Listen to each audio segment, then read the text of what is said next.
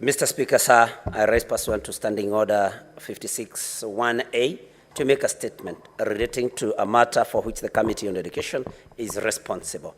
Mr. Speaker, sir, during the motion on the current state of the nation, the Senate directed the Standing Committee on Education to liaise with the Minister of Education and other stakeholders with a view to resolving the concerns raised regarding junior secondary school JSS education, the new funding model for university education, and the acceptability of competence-based curriculum, CBC.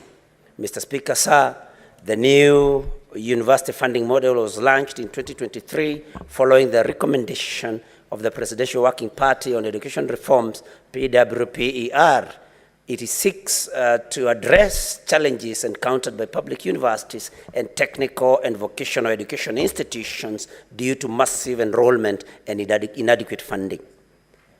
Mr. Speaker, the model is applied to students who qualified for placement through Kenya Universities and Colleges Central Placement Service, KUCCPS, in universities and TVET institutions.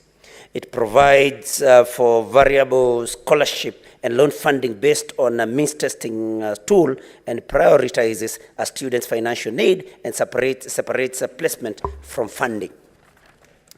The Committee on Education is currently inquiring into the implementation of this model and has consequently held a meeting with the key actors in its implementation.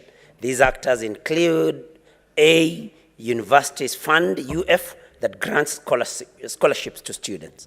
B, Higher Education Loans Board, HELB, that extends loans to students. And C, Kenya Universities and Colleges Central Placement Services, CUSP, that oversees the placement of students into higher learning institutions. During the meeting with the aforementioned stakeholders, the committee made preliminary observations on different challenges facing the implementation of the model and requested the Minister of Education to expeditiously address them. These challenges included A, disparities to resource allocation from the use of means testing instrument MTI used to determine students' level of need. The committee observed that the approach used risked underestimating the true financial needs of students who face compounded challenges, thereby potentially excluding them from necessary financial support. Discrepancy B, discrepancy in funding.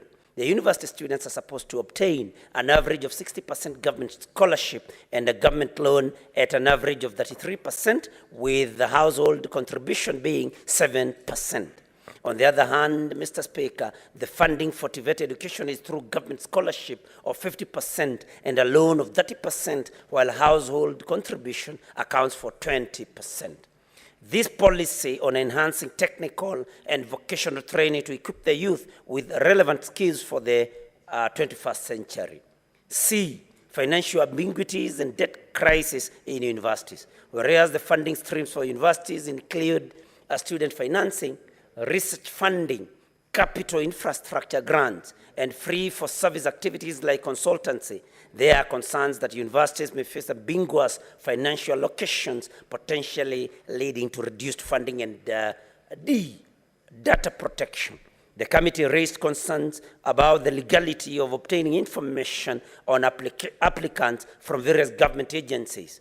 During the engagements, it became evident that data sharing agreements had not yet been executed. Moreover, applicants had not provided explicit consent for their data to be collected and processed, even through the means testing instrument to determine a student's level of financial need was already in operation. Mr. Speaker, sir, the committee has also held engagements with non-state actors in order to acquaint itself with the challenges facing the new university funding model and the implementation of the competency-based curriculum, CBC.